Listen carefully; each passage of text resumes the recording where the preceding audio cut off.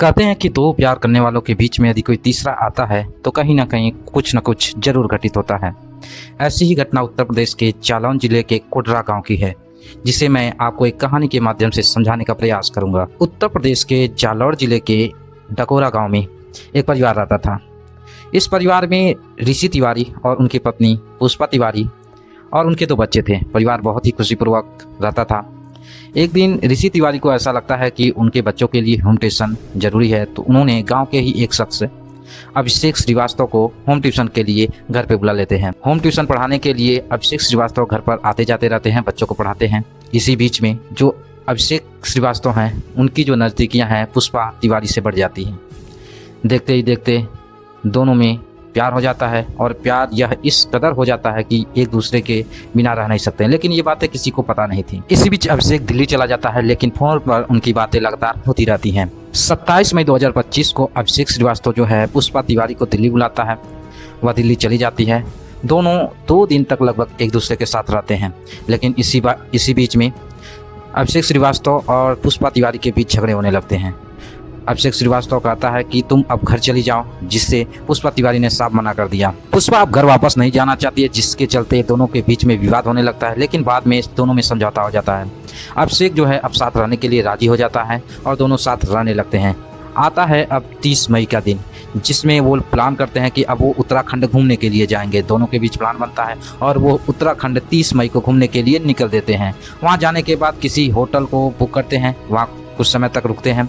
रुकने के बाद विभिन्न जगहों पर घूमने का प्रयास करते हैं और घूमते हैं। कई जगहों पर घूमने के बाद नैनीताल के भीमताल के समीप एक होटल लेते हैं। उस होटल में रुकते हैं और रुकने के बाद काफ़ी टाइम स्पेंड करने के बाद काफ़ी बातचीत उस रात को होती है। काफ़ी रात तक जगे रहते हैं दोनों। नैनीताल के होटल में जिस होटल में रुके रहते हैं, अभिषेक वहां पर पुष्पा को शराब पीने के लिए कहता है।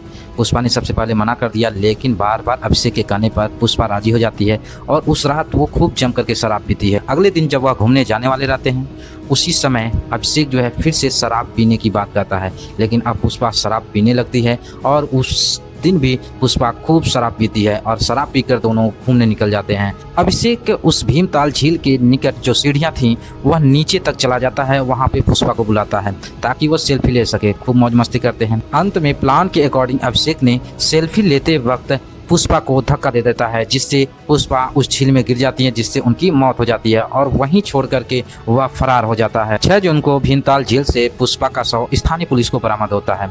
पुलिस गहनता से जांचबीन करना स्टार्ट कर देती है, जिससे वह अभिषेक को गिरफ्तार कर लेती है। अभिषेक से कड़ाई से पूछताछ करने पर अभिषेक जो बताता है वह काफ़ी हैरान करने वाला मामला होता है।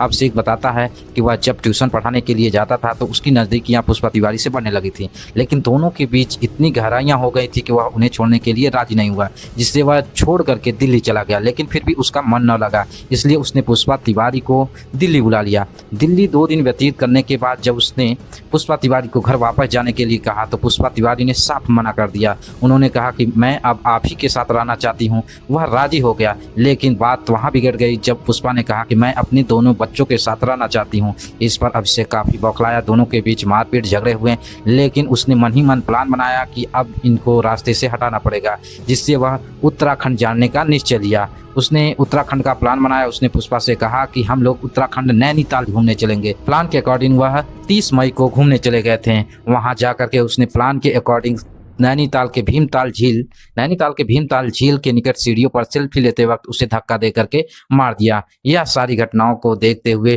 पुलिस ने उसे कड़ी से कड़ी सजा देने का प्रावधान किया है। इस प्रकार की घटनाएं दिन प्रतिदिन बढ़ती जा रही हैं। इससे समाज को कुछ सीखना चाहिए, क्योंकि इस घटना से एक पति को उसकी पत्नी छिन जाती है और दो जो बेटे होते हैं उनकी माँ छिन जाती है, और साथ ही साथ जिसको अभिषेक नाम का जो व्यक्ति रहता है उसको जेल होती है। उसकी माँ को अभिषेक से काफ़ी उम्मीदें रहती हैं, जो उम्मीदें शायद उसके जेल जाने से पूरी की पूरी ध्वस्त रह जाती हैं। इस प्रकार की घटनाओं को सीख करके समाज से सतर्क रहना चाहिए और समाज में अपने आप को और अपने परिवार को सतर्कतापूर्वक देखभाल करना चाहिए।